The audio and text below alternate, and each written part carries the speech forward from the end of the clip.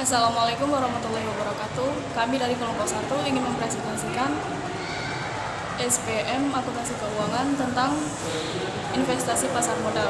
Sebelumnya izinkan saya memperkenalkan diri. Perkenalkan, nama saya Veronica Fiani dengan NIM 201011200653. Perkenalkan, nama saya Aji Cahyana Febrian dengan NIM 201011120538. Perkenalkan, nama saya Ramanda Zakia dengan NIM 201011200527.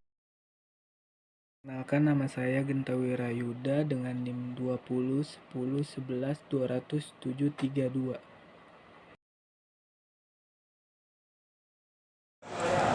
Apa itu investasi? Investasi adalah mengelola aset atau harta sehingga aset atau harta tersebut dapat memberikan hasil di kemudian hari. Investasi di pasar modal adalah dengan membeli efek untuk memperoleh keuntungan berupa capital gain dan dividen, di mana capital gain adalah selisih harga beli dan harga jual efek, sedangkan dividen adalah pembagian keuntungan dari perusahaan kepada pemegang saham. Apa itu pasar modal? Pasar modal adalah mempertemukan pihak yang membutuhkan dana jangka panjang dengan pihak yang membutuhkan sarana investasi pada produk keuangan saham, obligasi, reksa, dan lain-lain.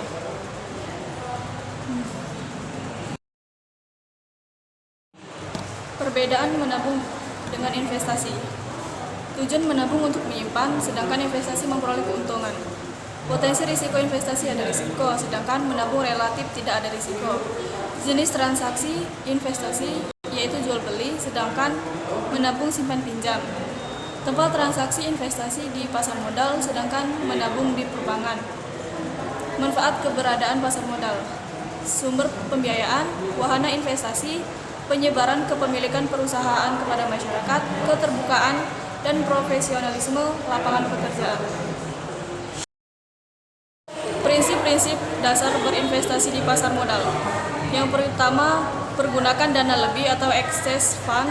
2. Dapatkan informasi mengenai produk investasi sebanyak mungkin sebelum mengambil keputusan berinvestasi atau product knowledge.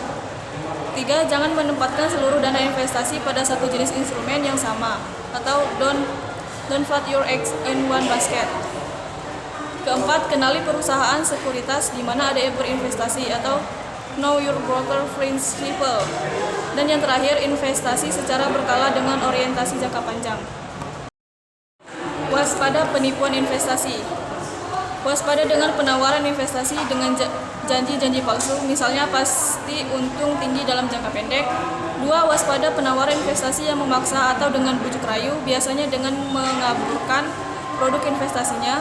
Ketiga, waspada modus investasi dengan replikasi, misalnya investasi berkedok MLM, dan penguncian dana, misalnya uang tidak boleh diambil dalam jangka waktu tertentu. Yang terakhir, waspada penawaran investasi dari perusahaan yang tidak jelas. Cek izin ke Otoritas Jasa Keuangan atau OJK, karena hanya OJK yang berhak mengeluarkan izin perusahaan investasi di Indonesia. Apa itu saham? Saham adalah kepemilikan suatu perseroan atau perusahaan yang merupakan klaim atas penghasilan dan kekayaan perseroan. Mengapa investasi saham? Karena investasi saham mudah, terjangkau, dan menguntungkan. Konsep dasar obligasi. Yang pertama, surat utang jangka menengah panjang. Yang kedua, dapat dipindah tangankan. Yang ketiga, berisi janji untuk membayar imbalan berupa bunga pada periode tertentu dan melunasi pokok utang pada waktu yang telah ditentukan kepada pihak pembeli obligasi tersebut. Konsep dasar reksadana. Reksadana adalah sarana untuk menghimpun dana dari masyarakat yang memiliki modal atau sebagai unit penyertaan untuk diinvestasikan dalam berbagai saham atau instrumen investasi lainnya oleh manajer investasi. Nilai dari pengelolaan dana tersebut dibukukan dalam nilai aktiva bersih atau NAB reksadana. NAB inilah yang digunakan sebagai indikator harga reksadana. Semakin meningkat NAB per unit penyertaan suatu reksadana, maka semakin tinggi pula keuntungan investor. Konsep dasar ETF.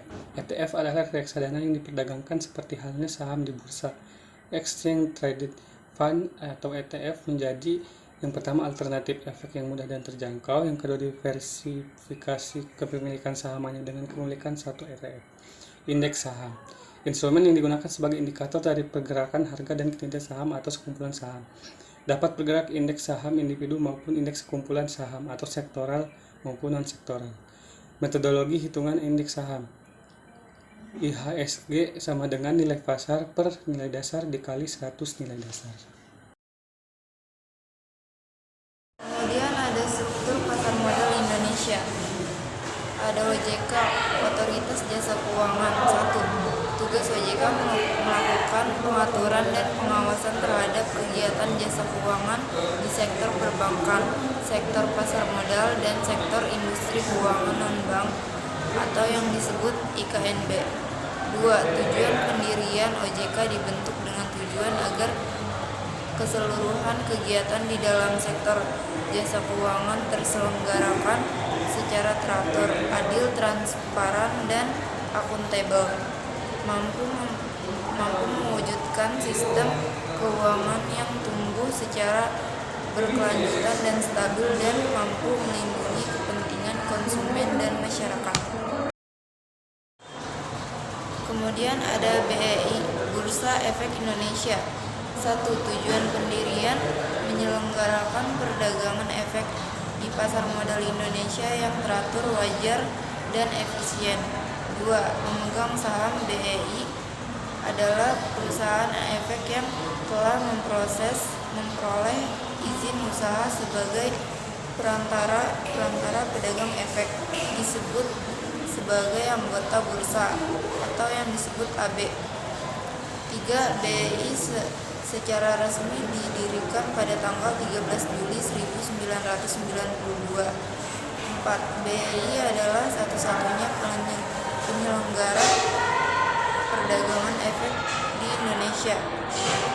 5. BEI wajib menetapkan peraturan mengenai keanggotaan dan pencatatan dan perdagangan. Yang terakhir, BEI wajib mempunyai satuan pemeriksa yang bertugas menjalankan pemeriksaan berkala dan pemeriksaan sewaktu-waktu terhadap anggota serta terhadap kegiatan bursa efek.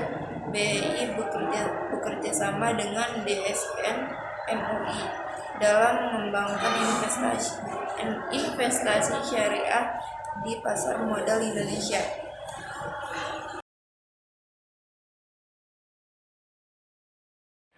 Fasilitas akses. Fasilitas yang diberikan KSEI sebagai perwujudan perlindungan investor agar investor dapat langsung melihat portofolio yang dimilikinya di sistem KSEI. Rekening dana nasabah. Rekening dana nasabah adalah rekening atas nama nasabah yang disimpan di bank yang terpisah dari rekening perusahaan efek. Bank Administrator RDN. Kerjasama KSEI dengan Bank Administrator RDN. Yang pertama, Bank BCA, Bank Simniaga, Bank Mandiri, Bank Permata, Bank BRI, Bank BNI, Bank Sinarmas, Bank BCA Syariah, dan Bank Syariah Mandiri.